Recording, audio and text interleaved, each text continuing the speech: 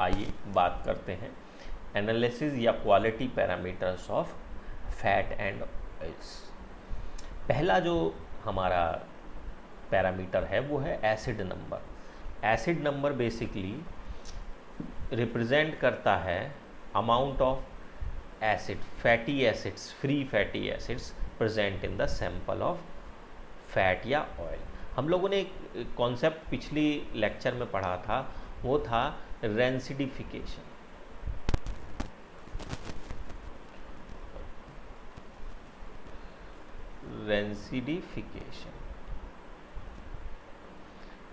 Rancidification क्या बताता था? रेंसिडिफिकेशन बेसिकली हमको बता रहा था कि हमारा रेंसिडिफिकेशन की प्रोसेस से होता क्या था कि हमारे जो सैंपल था उसमें कार्बोक्सिलिक एसिड बन रहे थे।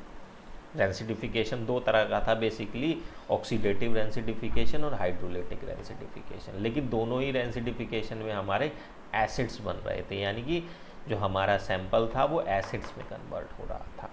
तो वो जो एसिड बन रहे हैं वो कितने बने हैं उसको रिप्रेजेंट करता है एसिड नंबर।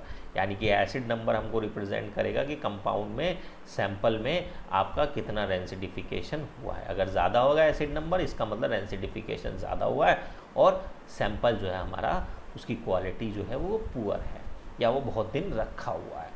ठीक है जी। अगर हम लोग प्रैक्टिकली देखें तो हम लोग समझ सकते हैं, it is expressed as the number of milligram of KOH required to neutralize 1 gram of fat या ऑयल सैंपल। यानी कि ये हमको बताता है कि हमारे 1 ग्राम जो फैट या ऑयल का सैंपल है उसको न्यूट्रलाइज करने के लिए कितने मिलीग्राम ऑफ KOH यूज हुआ। KOH is potassium hydroxide. ये कितना इस्तेमाल हुआ, उसको अगर प्रैक्टिकली हम लोग देखें, उसी को हम लोग क्या कहेंगे, एसिड नंबर कहेंगे। अगर हम लोग डिटर्मिनेशन की बात करें तो इसको डिटर्मिनेशन करने का प्रोसेस जो है वो कुछ इस तरह से है। It is determined by dissolving a weighed amount of sample in ethanol and then titrating it against standard KOH solution. ठीक है जी। तो होता क्या है इसमें, हम लोग क्या करेंगे, हम एक अमाउंट लेंगे, यानी कि फॉर एग्जांपल हम लोग ने 1 ग्राम सैंपल लिया फैट या ऑयल का, उसे इथेनॉल में घोल दिया। ये पानी में तो घुलेगा नहीं, है ना। आपको पता ही है कि और जो ये ऑर्गेनिक कंपाउंड है तो ये हमेशा ऑर्गेनिक सॉल्वेंट में घुलेगा। तो ऑर्गेनिक सॉल्वेंट हम लोगों ने क्या लिया, इथेनॉल, उसमें घोल लिया और फिर उसे टाइट्रेट किया अगेंस्ट KOH सॉल्यूशन। आपको पता है उसमें जितना भी एसिड होगा, KOH इज़ अ बेस, तो KOH उसको, एसिड को न्यूट्रलाइज कर लेगा। यही बेसिक कॉन्सेप्ट है टाइट्रेशन का। तो जितना ज़्यादा KOH इस्तेमाल हुआ उसी से हमको पता लग जाएगा कि कितना ज़्यादा उसमें एसिड था।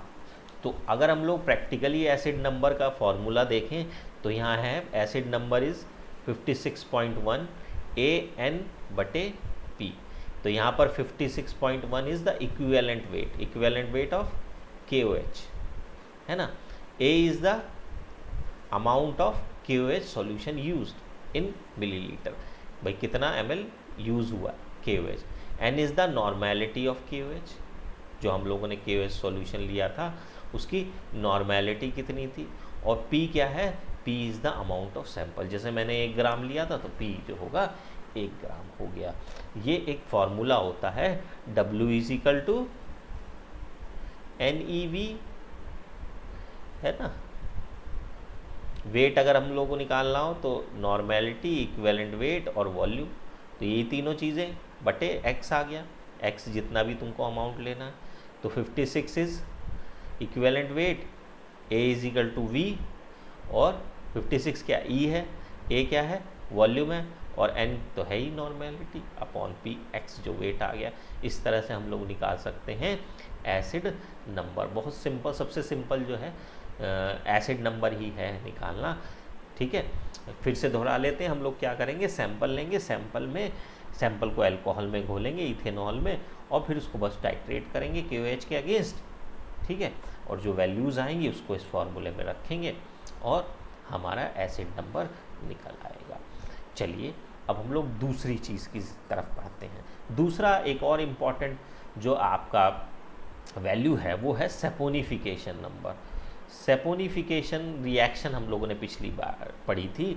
हम लोगों ने क्या पढ़ा था कि अगर हम लोग फैट या ऑयल के सैंपल को अगर KOH से रिएक्शन कराते हैं, KOH के साथ रिफ्लेक्स करते हैं, तो हमको क्या मिलता है, ग्लिसरॉल और सोप मिलता है। अगर हम लोग KOH के साथ रिफ्लेक्स करते हैं, खाली रिएक्शन नहीं, हीट करना पड़ेगा, हीट करते हैं तो हमको क्या मिलेगा, ग्लिसरॉल मिलेगा और सोप मिलेगा, है ना। सोप क्या होता है, बेसिकली सोडियम या पोटेशियम सॉल्ट होंगे यहाँ, किसके, फैटी एसिड्स के, ठीक है। तो अगर हम लोग डिफाइन करें इसको तो saponification number is defined as the number of milligram of KOH is required to saponify 1 gram of fat या ऑयल सैंपल। यानी कि कितने ग्राम KOH इस्तेमाल हो रहा है सेपोनिफिकेशन में, है ना, किसमें, 1 ग्राम सैंपल में। 1 ग्राम फैट या ऑयल के सैंपल को सेपोनीफाई करने के लिए कितने ग्राम KOH इस्तेमाल हो रहा है, उसी को हम लोग क्या कह रहे हैं, सेपोनिफिकेशन नंबर कह रहे हैं। अगर हम लोग प्रोसेस की बात करें कि क्या प्रोसेस है इसको निकालने की, in this process a weighed amount of fat और oil is reflux with excess of standard ethanoic KOH solution. यानी कि हम लोग एक्सेस में ले लेते हैं KOH सॉल्यूशन, एक्सेस में लिया है लेकिन हम लोग वे कर लेते हैं, जैसे 50 ml, 60 ml या 100 ml जितना भी लिया उसका अमाउंट हमको पता होनी चाहिए, उतना लेते हैं और उसको वे अमाउंट ऑफ फैट या ऑयल के सैंपल के साथ रिफ्लेक्स करते हैं, है ना। एंड तो भाई कुछ KOH ने रिएक्शन किया, कुछ बचा रह गया, अब जो बचा रह गया उसकी अमाउंट हम लोग निकाल लेते हैं। The amount of unused KOH is determined by titrating it against standard acid solution of the same normality। उसी नॉर्मेलिटी का हम लोग क्या करेंगे, एसिड सॉल्यूशन लें, उसके साथ टाइट्रेशन करें, तो उससे हमें पता लग जाएगा कि कितने KOH जो है बचा रह गया। जैसे कि फॉर एग्जांपल मैं कह रहा हूँ कि मैंने 50 ml KOH यूज़ किया था, 50 में से 40 ने फैट के साथ रिएक्शन किया, 10 बचा रह गया, तो मैं 10 बचा रह गया पता कैसे करूँगा, मैं इसका एसिड के साथ टाइट्रेशन कर दूंगा। सेम स्ट्रेंथ का अगर एसिड ले लिया और वो भी एसिड कितना इस्तेमाल हुआ, 10 ml इस्तेमाल हुआ, तो मैं मान के चलूँगा कि 10 ml बचा था KOH। अगर for example 15 ml acid use हुआ, इसका मतलब 15 ml बचा हुआ था, तो कितना इस्तेमाल हुआ था पहले फैट के साथ, 35, है ना। तो इस तरह से मैं पता कर लूँगा कि भाई फैट के साथ कितना इस्तेमाल हुआ। क्लियर, ये बेसिक कॉन्सेप्ट है। अच्छा, ये फॉर्मूला है सेपोनिफिकेशन नंबर को निकालने का। तो ये कैसे निकालते हैं सेपोनिफिकेशन नंबर, अगर हम लोग फॉर्मूले को देखें, सेपोनिफिकेशन नंबर इज 56Na-B/P। 56.1 भी लिख देते हैं या 56 लिख दीजिए, उसमें बहुत फ़र्क नहीं है ना। 56 is basically equivalent weight of KOH, N is the normality of KOH as well as acid या HCl, जो भी आप लोगों ने एसिड यूज़ किया है उसकी strength, and A-B/P, P is the amount of sample use, A is the number of ml used in blank, and B is the number of ml used acid used for sample। blank मतलब जैसे कि हम लोगों ने 50 ml KOH लिया था, तो 50 ml KOH का पहले टाइट्रेशन कराया है एसिड के साथ, जितना ml इस्तेमाल हुआ एसिड 50 ml इस्तेमाल होगा, क्योंकि अगर सेम स्ट्रेंथ है दोनों की तो ऑब्वियस सी बात है कि 50 ml ही इस्तेमाल होगा। तो यहाँ पर कितनी, फॉर एग्जांपल 50 ml था KOH, तो यहाँ पर क्या आ जाएगा, ये जितना भी KOH हमने यूज़ लिया था उसकी अमाउंट आ जाएगी यहाँ पर, क्योंकि वही उतना ही ml जो है हमारा एसिड यूज़ होगा। और फिर ये क्या है, B क्या है, जो हम लोगों ने सैंपल लिया था KOH के साथ रिएक्शन करी सैंपल की, फिर जो बचा KOH उसकी टाइट्रेशन करी, तो जितना इस्तेमाल हुआ उसे क्या कहेंगे, B कहेंगे। ठीक है जी, तो ये है हमारा A-, तो ये इस फॉर्मूले में रखेंगे और ये हमारा आ जाएगा 56Na-B/P। चलिए एक एग्जांपल ले लेते हैं, जैसे फॉर एग्जांपल मैं यहाँ कह रहा हूँ कि 50 ml मैंने KOH लिया था, तो टाइट्रेशन करिए HCl के साथ, तो भाई 50 ml ही आएगा। फिर बाद में जब हम लोगों ने रिएक्शन कर दी तो हमारा कि कितना बाद में यूज़ हुआ 15, तो 50 - 15 35, यानी कि मेरा KOH जो सैंपल के साथ रिएक्शन की थी वो कितना था, 35 था। और हम लोगों ने अभी फॉर्मूला पढ़ा NEV/X, है ना। N क्या है, नॉर्मेलिटी है, E क्या है, इक्विवेलेंट वेट है, और V क्या है, A-B, V आ गया 35 जैसे, बटे P सैंपल का अमाउंट कितना वो आ गया। तो इस तरह से हमारा क्या आ जाएगा, सैपोनिफिकेशन नंबर आ जाएगा। ठीक है जी, ये समझ में आ गया आप लोगों को। चलिए अब हम लोग तीसरे प्रॉपर्टी की तरफ बढ़ते हैं। तीसरी प्रॉपर्टी है आयोडीन नंबर। ये मैंने पिछले टर्न पे भी बात करी थी आपसे कि आयोडीन नंबर होता क्या है। आयोडीन नंबर बेसिकली रिप्रेजेंट करता है कि कितनी आयोडीन रिएक्ट करी, है ना।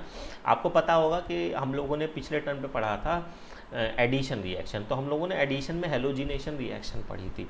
यानी कि हम लोगों ने पढ़ा था जब हम हेलोजन की रिएक्शन फैट या ऑयल के सैंपल से कराते हैं तो जहाँ पर भी डबल बॉन्ड या ट्रिपल बॉन्ड होते हैं फैट या ऑयल का सैंपल जाकर वहाँ पर जुड़ जाता है।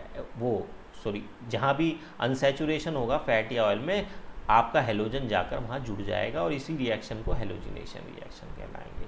ठीक है, तो iodine number basically iodine number हमको बताता है कि कितनी आयोडीन रिएक्ट कर सकती है फैट या ऑयल के सैंपल से। यानी कि दूसरे शब्दों में अगर हम लोग देखें तो ये हमको ये बताता है कि उसके अंदर कितने डबल बॉन्ड या ट्रिपल बॉन्ड है, यानी कि कितनी उसके अंदर अनसैचुरेशन है। यानी कि अगर आयोडीन नंबर ज़्यादा होगा तो फैट या ऑयल का सैंपल में उतनी ही ज़्यादा अनसैचुरेशन होगी, यानी कि उतने ही ज़्यादा डबल बॉन्ड या ट्रिपल बॉन्ड होंगे। ठीक है, तो iodine number is used to determine unsaturation in the fat and oil sample. It is expressed as the number of gram of iodine that will added to 100 gram of fat या oil sample. मतलब कितने ग्राम iodine जो है वो reaction करेगी 100 ग्राम के साथ, 100 ग्राम fat या ऑयल के सैंपल के साथ, वही उसका क्या कहलाएगा, आयोडीन नंबर कहलाएगा। फॉर्मूला देख लेते हैं। Iodine number is the amount of iodine consumed by sample in gram into 100 बटे मॉलिक्यूलर वेट ऑफ ऑयल या फैट सैंपल। 100 क्योंकि 100 ग्राम था इसलिए 100 से गुणा कर दिया। ठीक है जी। अब अगर हम लोग इसको डिटरमाइन करने के लिए देखें तो डिटरमाइन करने के लिए बहुत सारे मेथड्स यूज़ होते हैं, है ना। विज्स मेथड्स है ना, और एक ये हुब्स मेथड्स है। लेकिन अगर हम लोग लेबोरेटरी में बात करें तो लेबोरेटरी में यूज़ जो होने वाला मेथड है वो हुबल मेथड ही है। Hubel method basically Hubel method जो है वो साइंटिस्ट के नाम से ही है। हुबल जो साइंटिस्ट थे उन्होंने इस मेथड को डेवलप किया था। उन्होंने एक रिएजेंट भी डेवलप किया था, that reagent is called Hubl reagent. We will discuss later on what is Hubl reagent, है ना। तो हम लोग इसकी प्रोसेस को समझ लेते हैं। हम लोग क्या करते हैं 25 ml हुबल रिएजेंट लेते हैं, उसको वे अमाउंट ऑफ सैंपल में डाल देते हैं, घोल देते हैं। 25 ml हुबल रिएजेंट लिया, उसे सैंपल में घोल दिया। कीप इट फॉर 12 आवर, और उसे 12 घंटों के लिए हम लोग रख देते हैं ताकि रिएक्शन हो। क्योंकि भाई एडिशन रिएक्शन ऐसा नहीं है, हुबल रिएजेंट बेसिकली एक तरह का आयोडीन का सोर्स ही है ना। तो आयोडीन धीमे धीमे जाकर डबल बॉन्ड या ट्रिपल बॉन्ड पर जुड़ेगी, एकदम से नहीं जुड़ जाएगी, है ना। तो उसको रिएक्शन होने के लिए टाइम लेगा, इसलिए हम लोग उसे 12 घंटे के लिए रख देते हैं, है ना।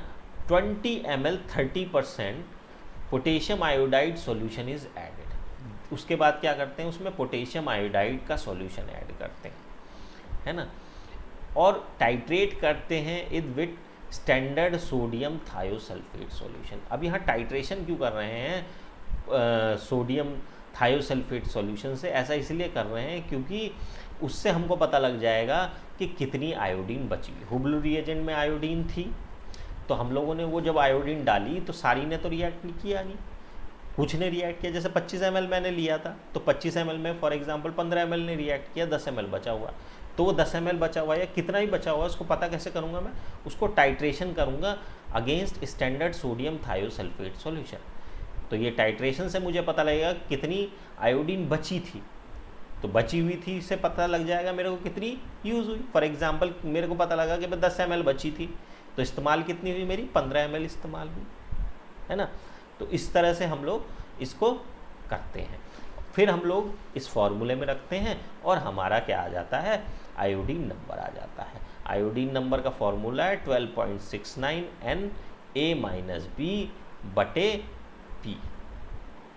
यहाँ पर P आपको पता ही है वेट ऑफ सैंपल है, जितना हमने सैंपल लिया 1 ग्राम 2 ग्राम 5 ग्राम जितना भी लिया, ml of sodium thiosulfate used for the blank यहाँ पर वही है जो हम जैसे हम लोग बात कर रहे थे सेपोनिफिकेशन के केस में, यानी कि जब हम लोगों ने 25 ml हुबल रिएजेंट लिया, उसकी रिएक्शन कराई, उसका टाइट्रेशन कराया विद सोडियम थायोसल्फेट सॉल्यूशन, तो कितना ml आया वो A है।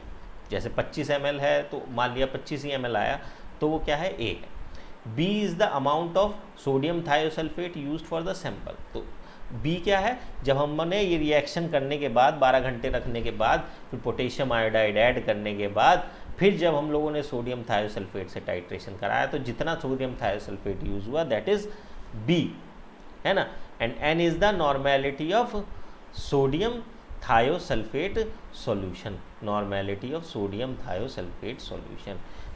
Hair 12.6 basically 126.9 is the equivalent weight of sodium thiosulfate, N is the normality of sodium thiosulfate, A minus B, है ना। ये हमारा वॉल्यूम जितना इस्तेमाल हुआ बटे P is the amount of your sample use. तो by this formula we can calculate iodine number, ठीक है जी। अब हम लोग नेक्स्ट चीज़ पे आते हैं। अभी हम लोगों ने पढ़ा था, जैसे हम लोगों ने बात भी की थी कि आयोडीन नंबर में हम लोगों ने इस्तेमाल किया हुबल रिएजेंट। तो हुबल रिएजेंट है क्या, है ना। हुबल रिएजेंट को हुबल साहब ने एक तरह से प्रिपेयर किया था। तो ये है क्या, 25 gram iodine in 500 ml 95% ethanol, 95% ethanol के 500 ml एक बीकर में लेते हैं, है ना। बीकर में या किसी भी चीज़ में हम लोग लेते हैं और उसे क्या करते हैं, उसमें 25 ग्राम आयोडीन डाल देते हैं, ठीक है जी। फिर दूसरा बीकर लेते हैं, उसमें भी 95% इथेनॉल के 500 ml लेंगे, उसमें क्या डाल देंगे, 20 ग्राम HgCl2 डाल देंगे। बाद में दोनों सॉल्यूशंस को मिक्स कर देंगे, तो हमारा जो सॉल्यूशन मिला उसी सॉल्यूशन को हम लोग क्या कह रहे हैं, हुबल रिएजेंट। जैसे कि मैंने पहले ही बताया, ये एक सोर्स है आयोडीन का, और अगर हम लोग बात करें, ये मिक्सचर है आयोडीन और HgCl2 का इन इथेनॉल सॉल्यूशन, ठीक है। That's all about the what we call, that's all about the analysis technique of fat and oils. Thank you very much.